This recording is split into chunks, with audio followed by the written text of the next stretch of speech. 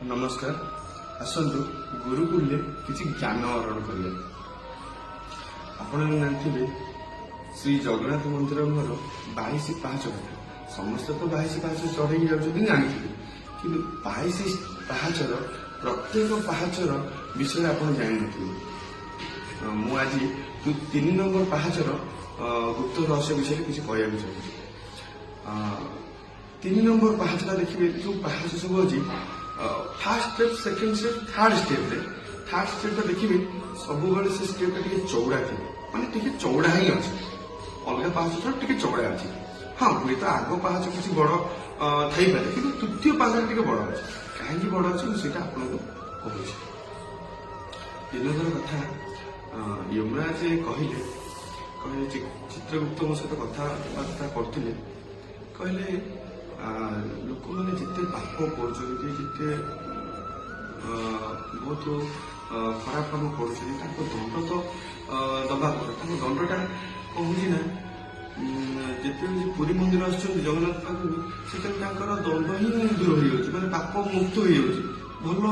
परिणत हो आम ये कौन आ पाप पुण्य विचार कर चित्रगुप्त कहले जाकि आप प्रभु को देखा करते प्रभु आर उपाय करें। तो चित्रगुप्त को कथा मानिकी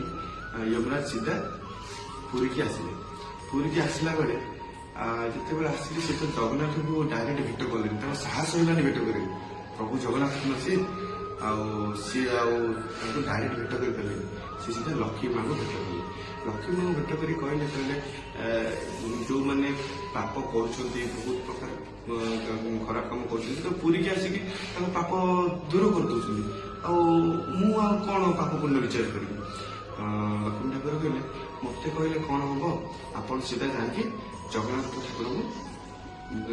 प्रभु को देखा करूँ कहूँ से आसिले जगन्नाथ आसिक कहले प्रभु आपण द्वारा तो जो लोग आस समस्त तो पाप दूर हो जाए आम ऊपर कौन पाप पुण्य विचार करें। भगवान कहले यहाँ कली जुग जदि मो भक्त मान आसिक किसी भल कम कर क्षति कौन प्रभु कहले यमराज कहले माने क्षति तो किसी नुहे जो पापटा बहुत बहुत बढ़ी जाऊे। तो से भगवान कहले कि एक्चुअली जदि आपण चाहते ताहले आपण जाकि पाहाचरे जेकोसी पाहाचरे बसी जातु से तो भक्त मैंने सब आसुच्च भक्त मैंने जिते आसुच्च चाहिए मोर दर्शन कराया आसुच्च दर्शन सारिकी मोर निजर दर्शन सारिकी जिते फेरबे से पुणी से पापटा पुणी देदेवे कहीं मुझे मो भक्त मान कहीदे आपण मैंने आसिक मो पाखु पाप दूर करेंगे आटा तो मुझे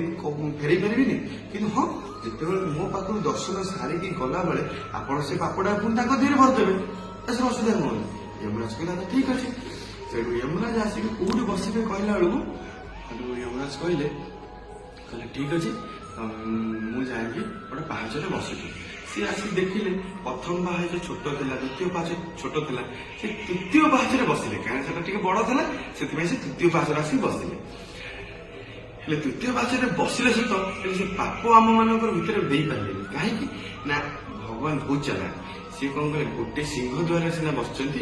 सिंह द्वार सीना यमराज कहले बसवाई आउ तो 4टा द्वार खोली देती ना से